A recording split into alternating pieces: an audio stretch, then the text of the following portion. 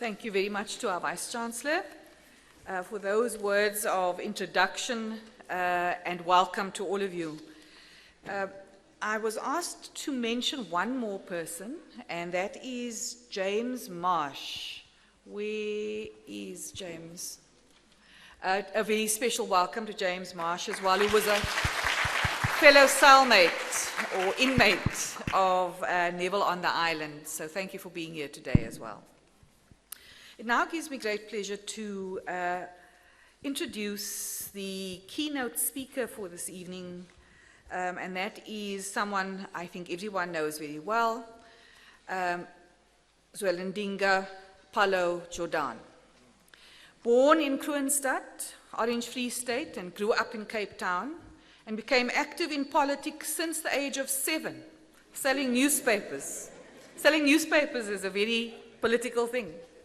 Active in the Cape Peninsula Student Union and later the Modern Youth Society as a teenager. He joined the ANC in 1960. He was educated at the University of Wisconsin-Madison, the United States of America, and the London School of Economics, earning a doctorate in history in 1974. He's worked for the ANC on a full-time basis from 1975 in the Department of Information and Publicity as head of research.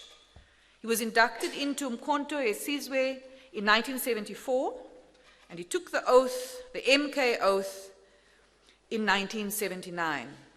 He was appointed as head of Radio Freedom in 1977. He was elected to the National Executive Committee, the NEC, in 1985 and served as Administrative Secretary of the NEC Secretariat from 1985 to 1988. He has been convener or was convener of the NEC's Strategy and Tactics Committee. He also served on the NEC's Subcommittee on Negotiations and the NEC's Subcommittee on Constitutional Guidelines. In 1989, he succeeded Thabo Mbeki as Director of Information and Publicity. He returned to the country in June 1990. He was re-elected to his NEC position at the movement's national conferences held in 1991, the ANC's first elective conference inside the country in 30 years, and again in 1994, 1997, 2002, and 2007. He's been the ANC's main media spokesperson before and during the 1994 elections and was elected to Parliament in April 1994. He's been the Minister for Posts, Telecommunications and Broadcasting from May 1994 to April 1996 and was reappointed to a cabinet post in May 1996 as the Minister for Environmental Affairs and Tourism until 1999. In April 2004, he was appointed to Cabinet as Minister of Arts and Culture and retired from Parliament in 2009. He's been re-elected to the NEC of the ANC at Bloemfontein in December 2012. Please join me in welcoming to address us, Pallo Jordan.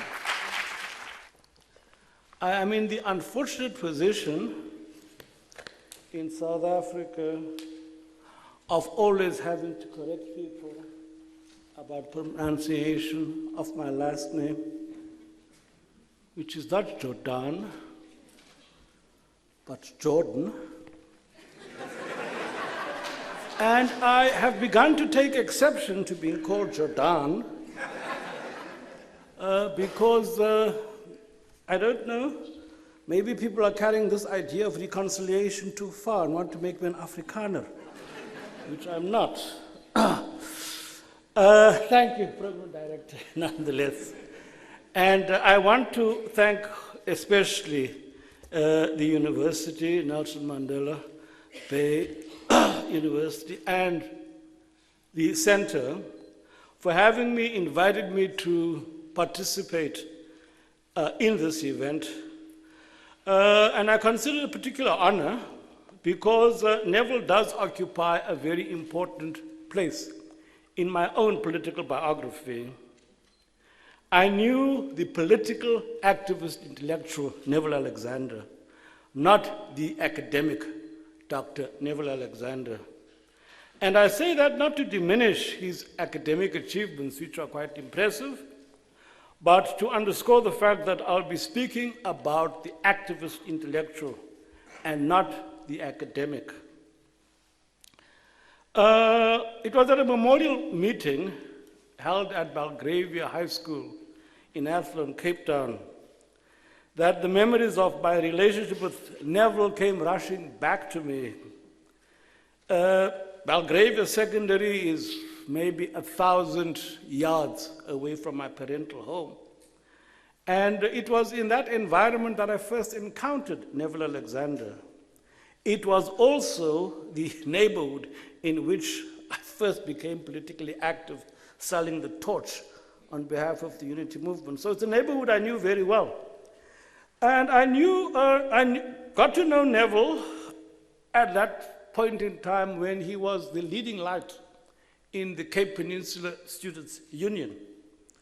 Now, why the memories came rushing back to me was it suddenly hit me while I was sitting there that many of his co-accused in that Yu Chi-chan trial had actually been members of the branch of the CPSU that my sisters and I had set up in Athlone.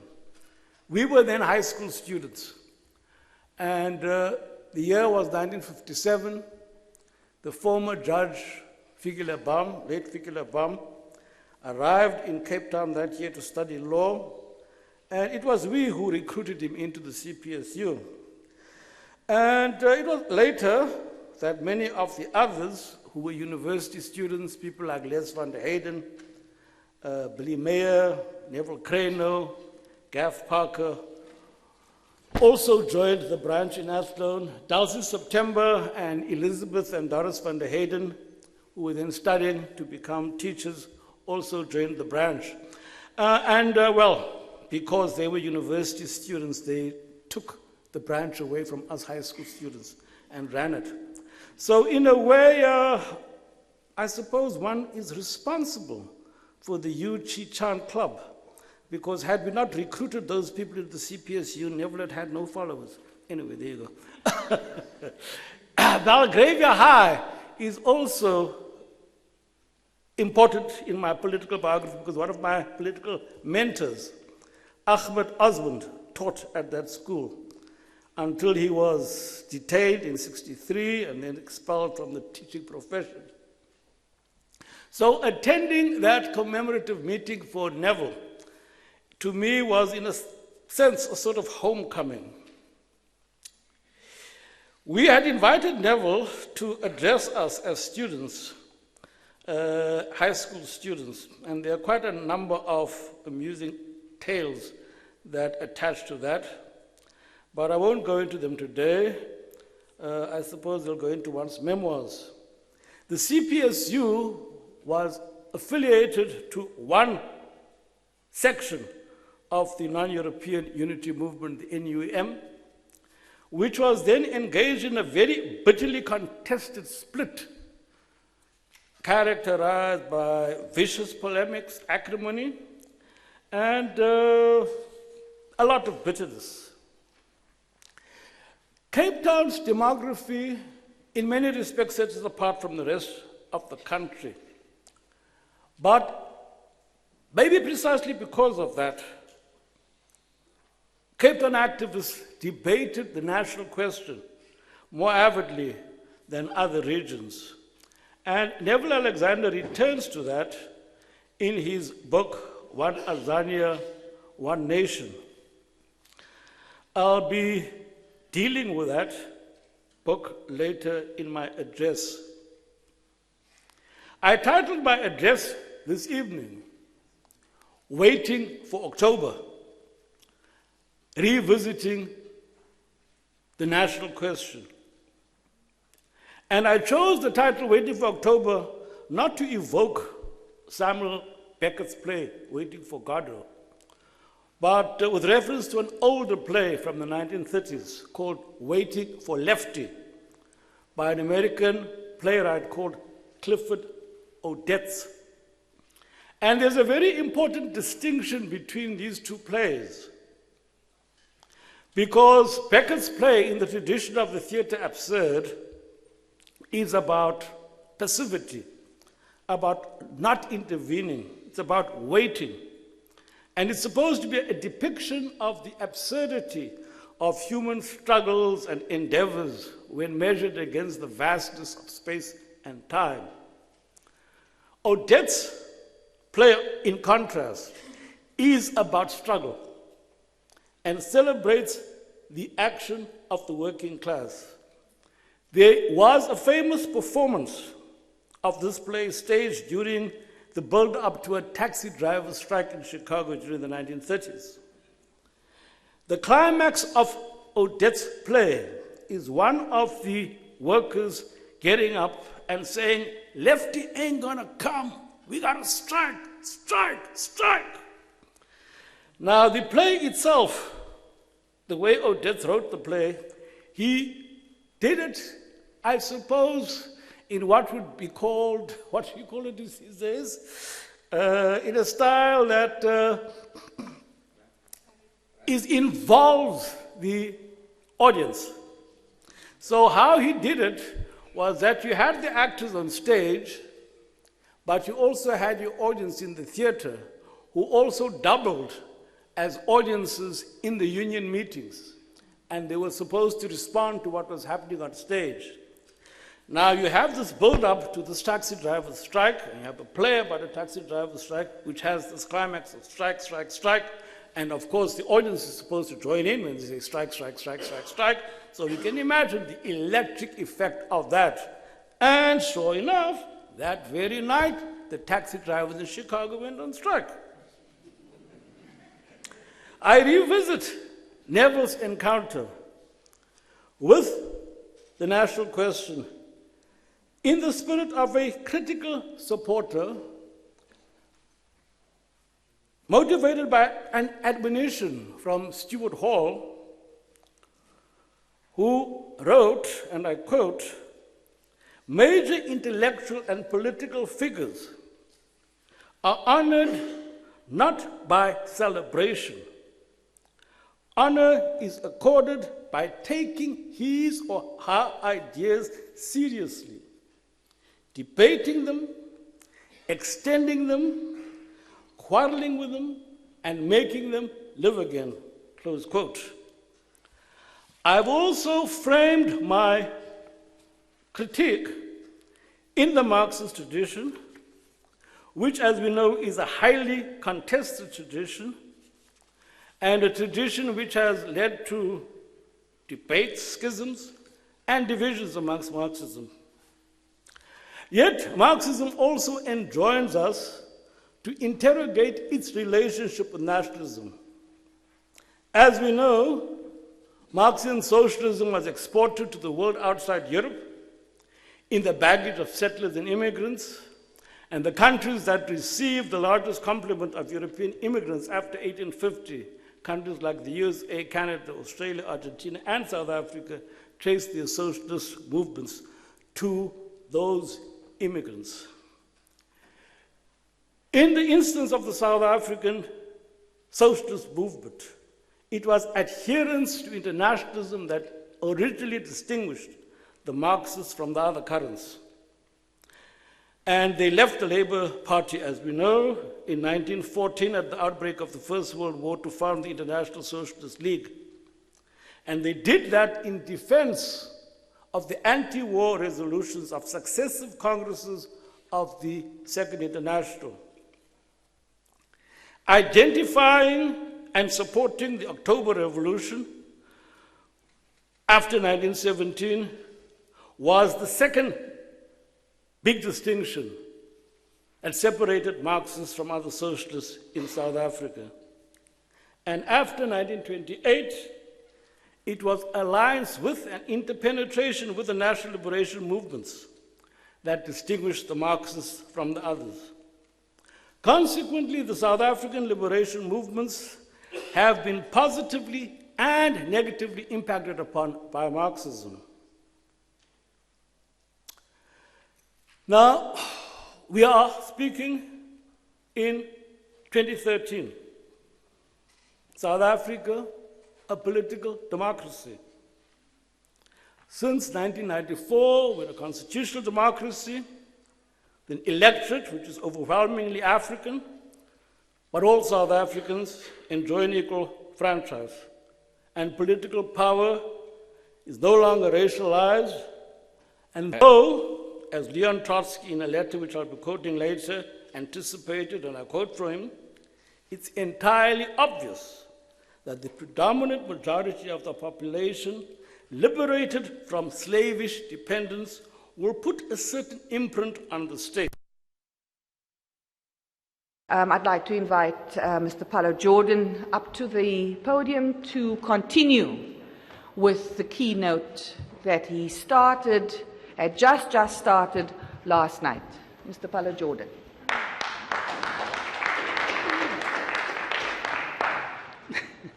Thank you.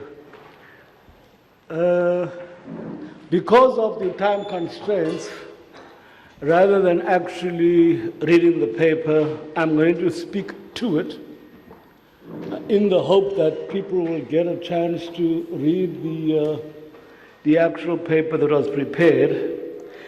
There are two things I have to mention in connection with the paper itself, is that it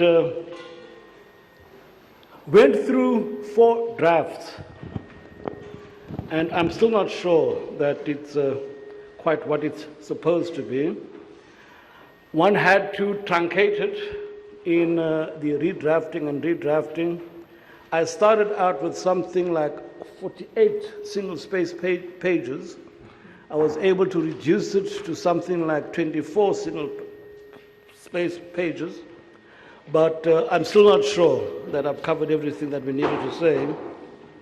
When the lights went off yesterday, I just started talking about the role that Marxists have played in the national liberation movement in South Africa. And one of the reasons why that was so is because of the identification of the Marxist trends in the South African labor movement with the October Revolution. Now, we now have political democracy in South Africa, a constitutional democracy with an overwhelmingly African electorate. The white monopoly over economic power has to a certain extent been breached by the repeal of racist legislation. The property classes are partially de-racialized, but on the whole, poverty is still highly racialized and also highly gendered in South Africa.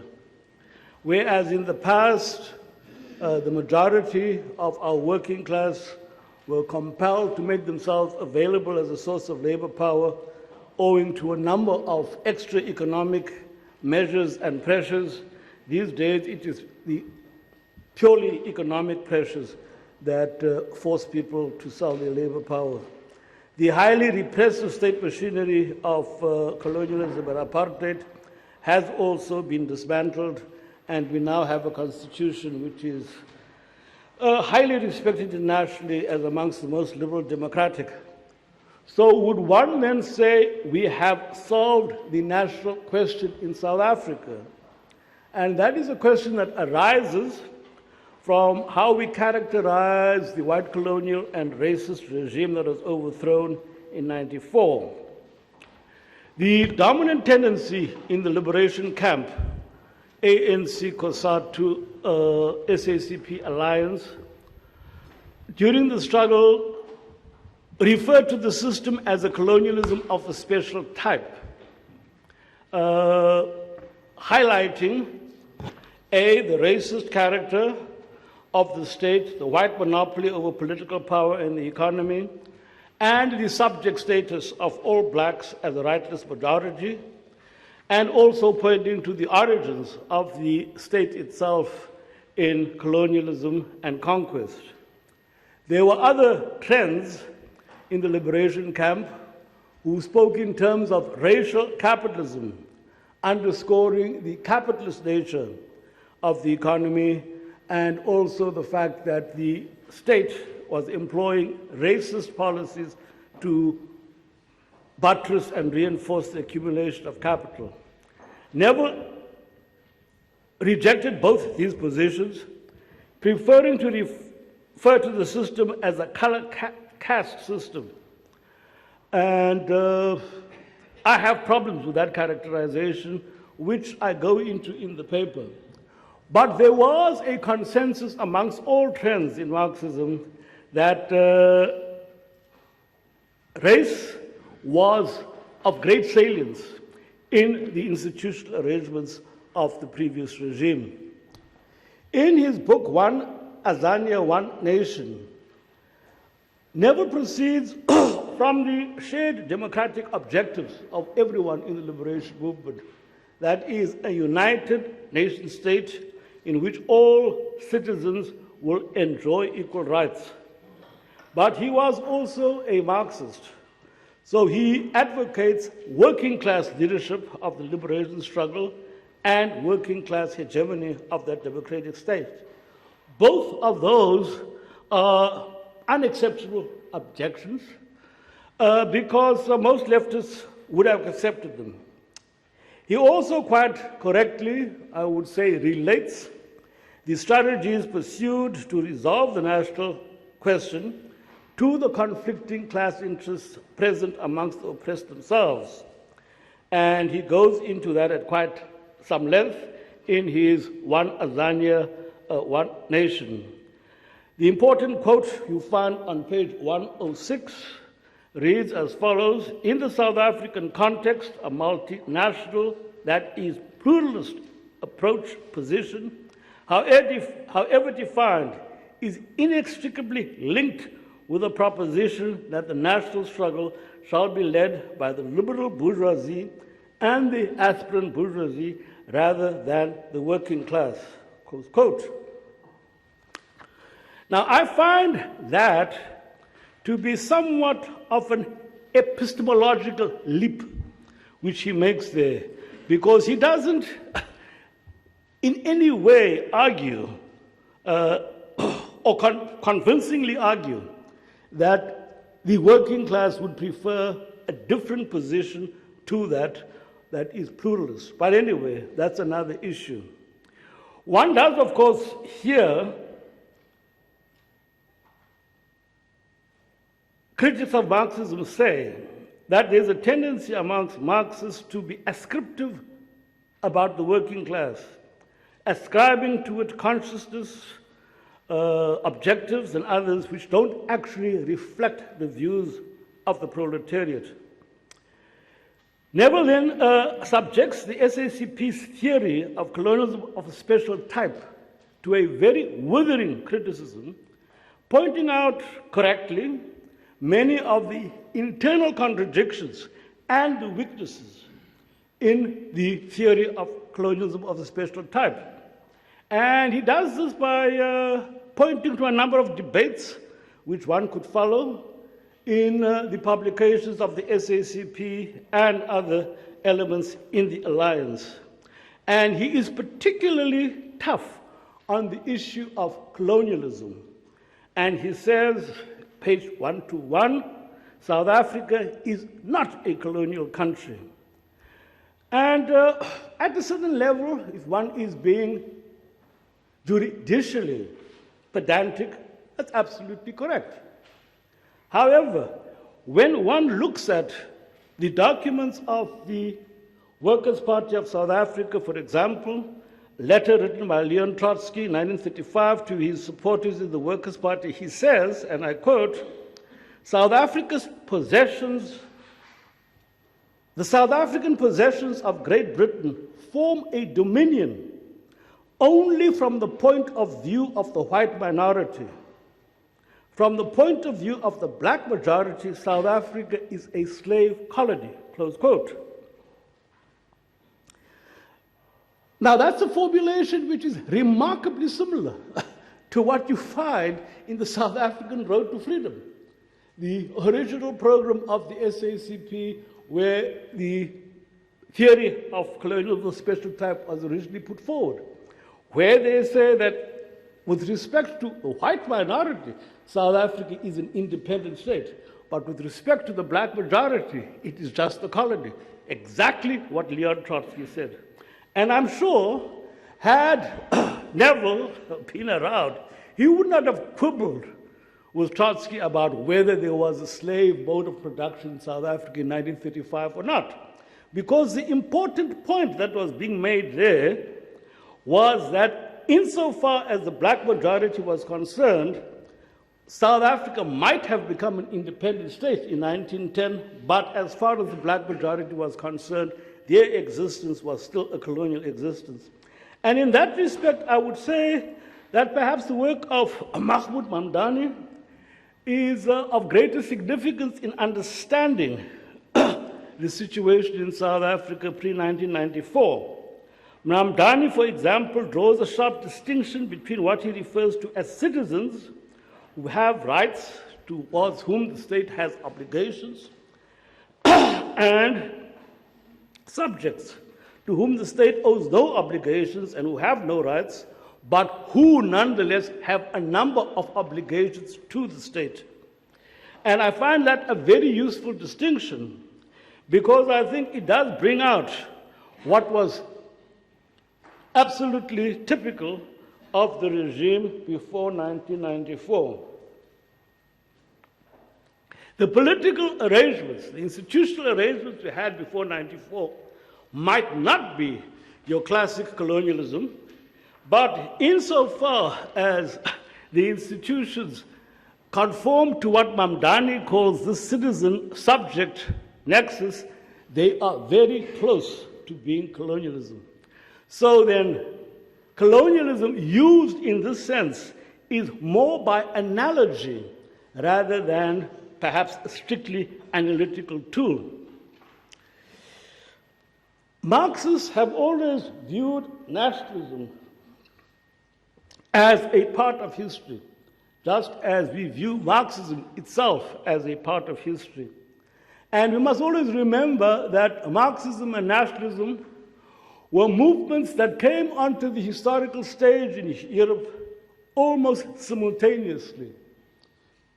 The Communist Manifesto was drafted in anticipation of the 1848 revolutions, usually referred to as the springtime of nations in Europe.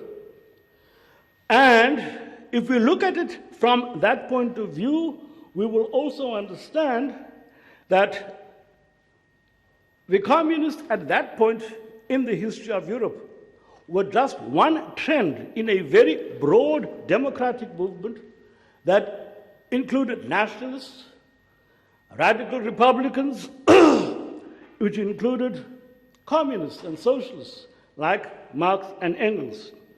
And in the manifesto, Marx and Engels say of the communists that the communists are, and I quote, the most advanced and resolute section of the working class parties of every country.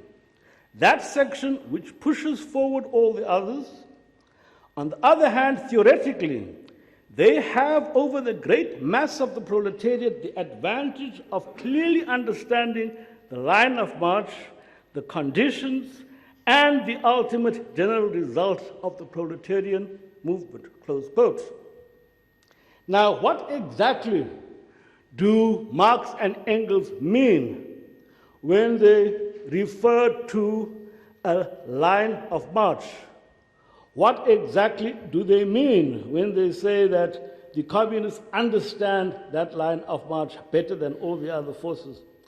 I imagine that they're trying to say that the communists should have a firmer grasp over the general strategic direction of the movement and the challenges facing the broad democratic movement for change, and that their theory equips them to see the way forward much clearer, and also to understand the immediate, intermediate, and the long-term objectives of the movement, which enables them to disaggregate much better than all the others the phases of that movement and how they are interrelated. That suggests to me that one cannot speak of any formulae or infallible quotes or any designs that will fit in everywhere. It implies that in every particular national context, communist activists have to be concrete and examine the specifics of their society and act in accordance with those. Now, we know, of course, that much as the communists and the Marxists have wrestled with the national question since 1848, there have been huge failures and disappointments about the performance of Marxist-led and inspired states on the national question. One thinks of the disintegration of Yugoslavia, one thinks of the dismemberment of the former Soviet Union. All the trends in the national liberation movement, including those liberals who are radical, note I say radical, not your conventional liberals, shared a common vision of what South Africa should be.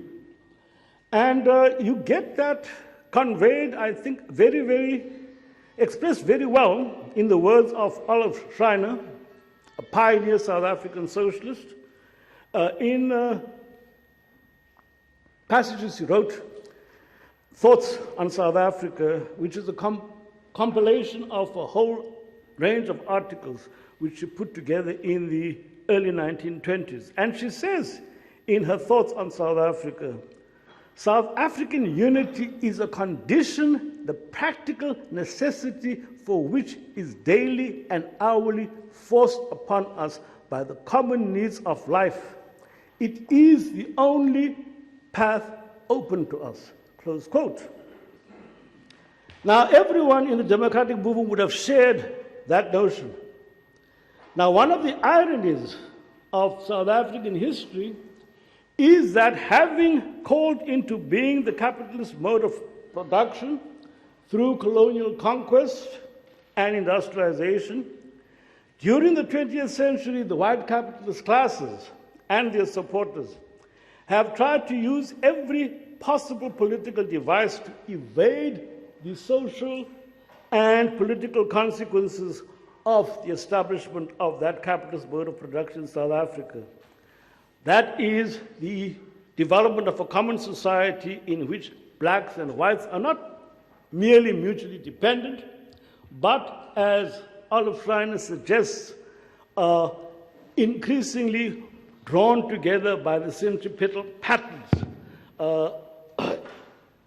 occasioned by the capitalist mode of production itself.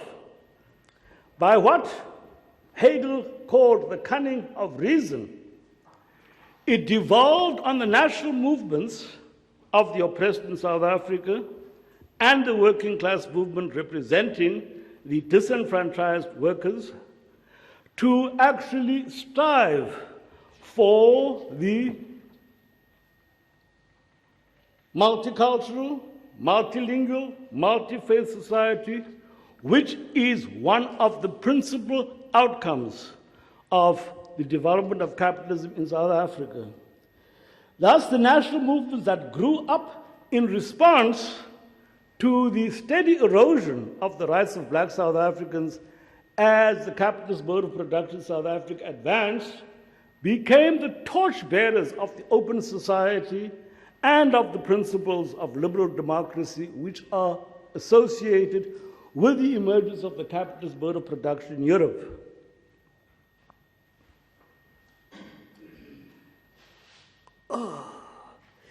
The core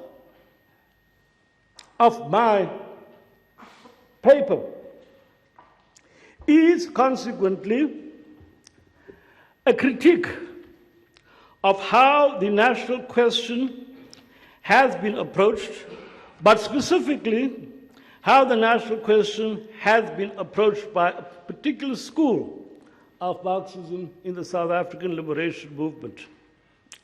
As we know, this is a question, a national question, which belongs to the political traditions associated with the age of revolution inaugurated by the French Revolution of 1789. And it leads to and includes the modern struggle against colonialism. It sought to address three sometimes interrelated and interpenetrating issues. One, the unification of the elements of a potential nation into one polity. Second, the oppression of racial, ethnic, or cultural minorities within a state. And thirdly, the issue of colonialism.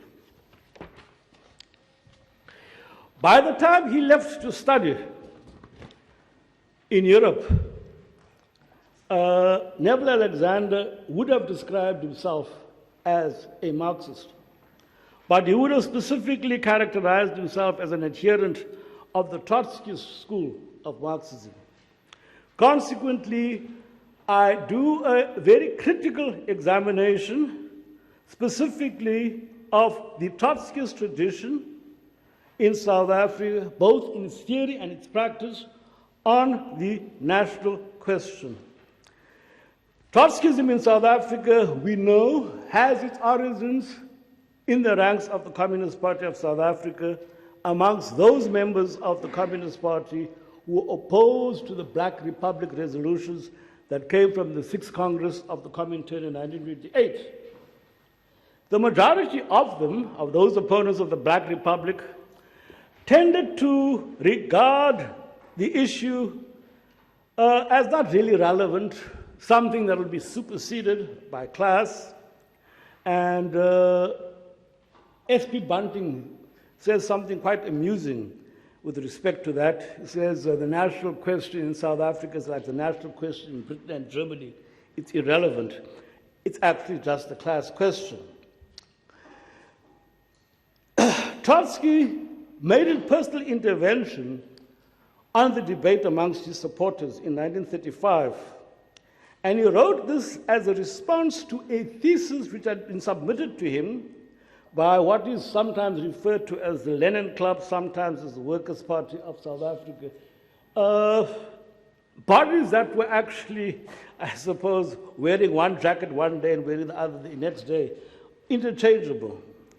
And it is one of the ironies of the development of South African Trotskyism that as a tendency that emerged in opposition to the Black Republic, they actually employed the Black Republic resolutions as a template for their political strategy subsequently. And Alexander is perhaps one of the few theoreticians from that school who has tried to tease out the implications of the practice rather than the theory of the South African Trotskyists. And it's interesting to note also, because one of the things that Neville takes up is the whole issue of race.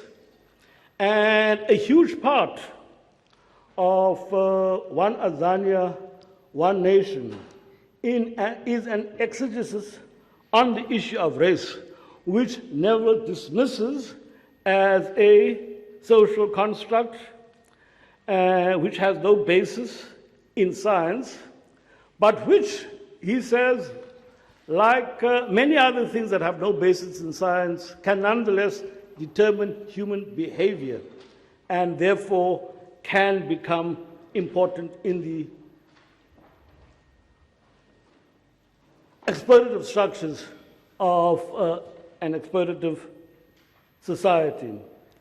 It is from that platform, then, of rejection of the notion of race that he polemicizes against virtually every school of thought in the liberation movement, save that of the non-European unity movement, perhaps because he was politically baptized into that particular school.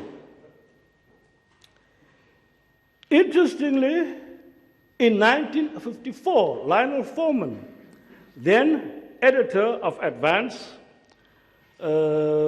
which used to be The Guardian and all sorts of other names, took up very much the same position in an article titled, "Don't Spread Malan's Lies."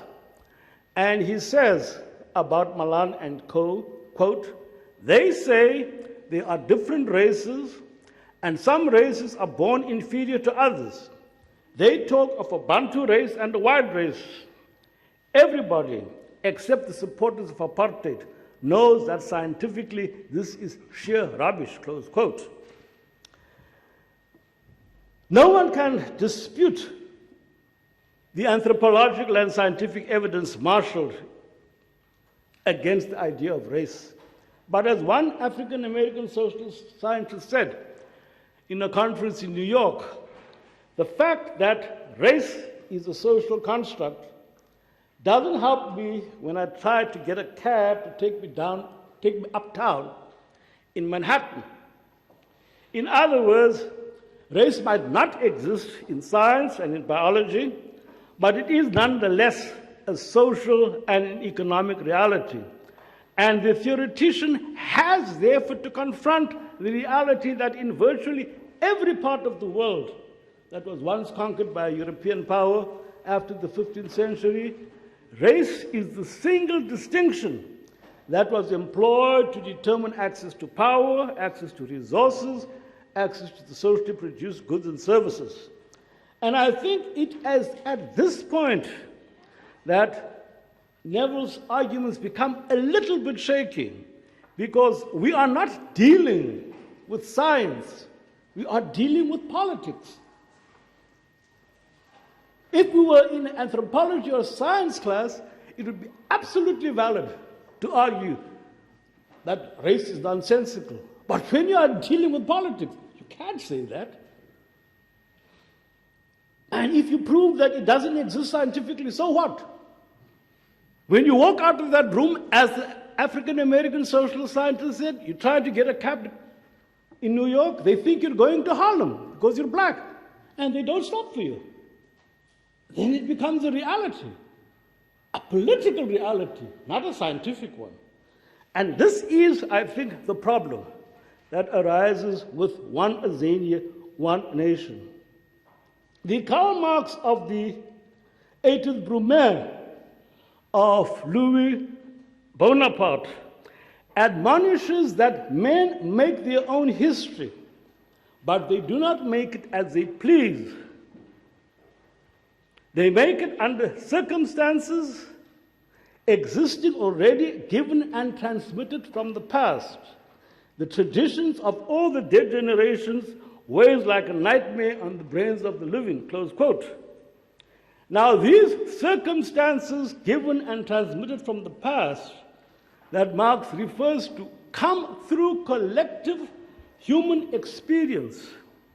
And as a chronicle of human actions and events, Marxists have always regarded history as a self-conscious attempt to analyze and understand the forces we have created and unleashed, and in so doing, hopefully to understand and perhaps better know the direction in which we are moving.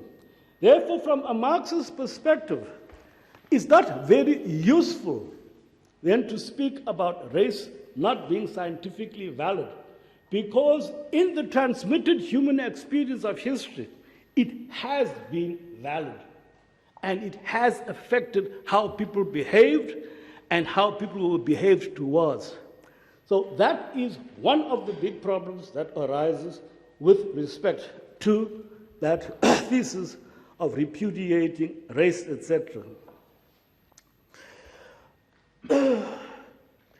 The resolutions of the Comintern in 1928 envisaged a South African revolution which they said would be led by the black proletariat, supported by the black peasantry and other classes. And in a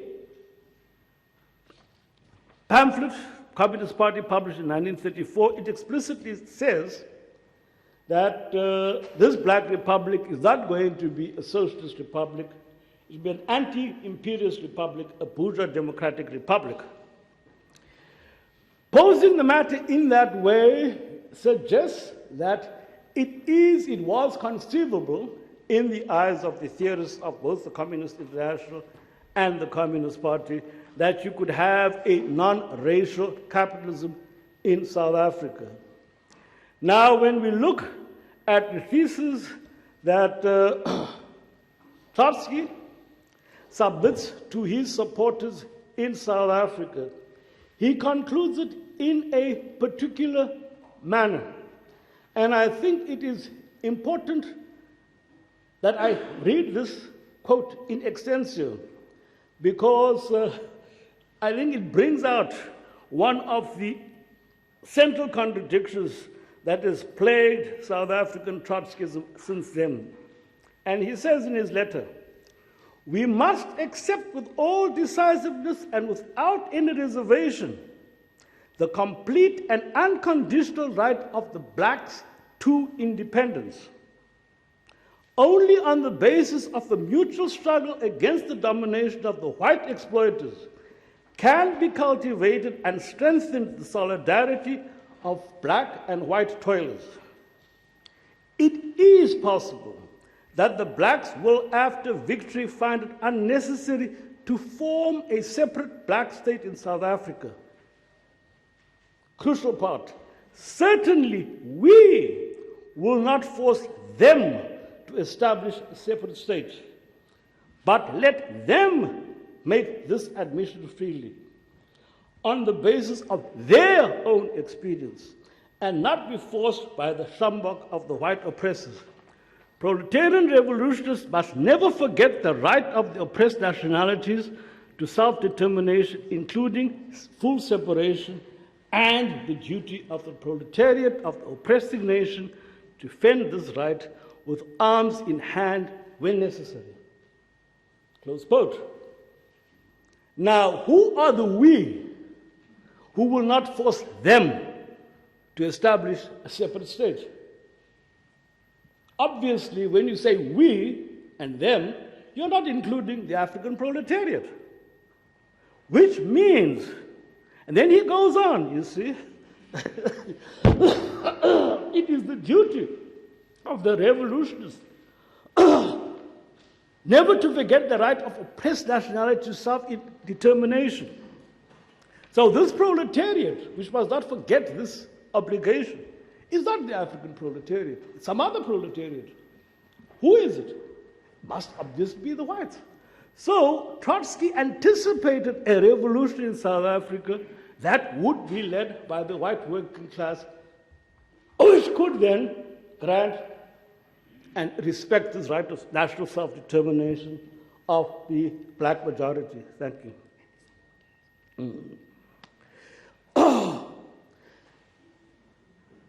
It's my suspicion that Trotsky read matters in this fashion because of the views of his own supporters in South Africa. And consequently, what he prescribes for South Africa is not a national democratic state, but, as he said, a South African October. He says also, towards the end, in terms of tactics, separate episodic agreements with the Congress, that is the ANC, if they are forced by circumstances, are permissible only within the framework of strictly defined political tasks, with the retention of full and complete independence of our organization and freedom of political criticism. End quote. That, I think, encapsulates the dilemma that South African Trotskyists have historically found themselves in. One of the tribes that non-Trotskyists, one of the barbs always flung at them, is the propensity for Trotskyist organizations to splinter. And South African Trotskyists have been no exception to that. In the 1994 elections, I think there was something like 3 separate Trotskyist formations who tried to put up candidates for that election. None of them fared well. And one always wonders why they didn't just present one list which might have fared better than 3 or 4 separate ones. Political strategy should derive from revolutionary theory. But as Mao Zedong has warned, theory is tested in revolutionary practice, and therefore we can't predetermine the correctness of a strategy. Strategy is going to evolve in the course of struggle through trial and error, correction, etc., etc. And I think this is, again, one of the problems that one confronts in Neville's work, that it seems to be a preconception of a strategy which then is not tested in revolutionary practice, but which is assumed to be correct because it is, quote unquote, theoretically sound. But as Mao says, you are not going to test the soundness of the theory except if you get involved in actual political practice. That is where you are going to prove or disprove the correctness of your revolutionary theory. And in the crucible of actual struggle between the end of the Second World War and 1960, many of the strategic recommendations arising from Trotsky's letter to his followers were tested. And at the end of that period, they were found to be very, very seriously wanting.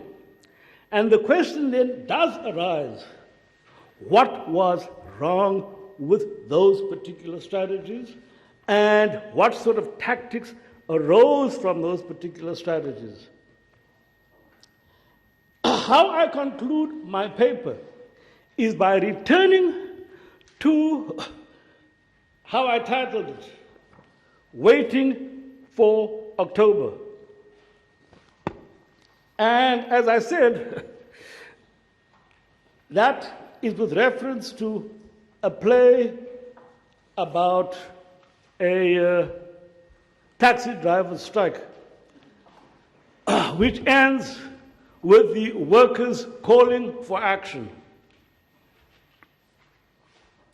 In order to sustain his theory of color castes, I think Neville dropped the notion of national oppression, but then having dropped it, he runs into certain problems. Because if there is no national oppression, you are in a sense denying the facts of conquest, the historical experience transmitted over time to the majority of our people.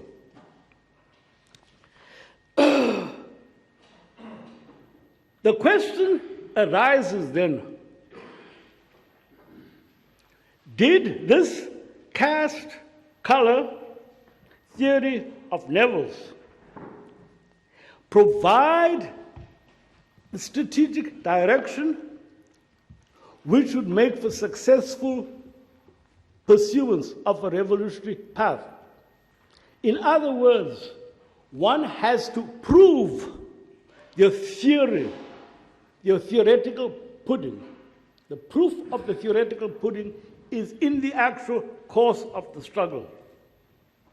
When he returned to South Africa from Europe, Neville had changed. And that is what put him on a collision path with the leadership of the Unity Movement, led to the formation of Yu Chi Chan Club, which morphed into the National Liberation Front.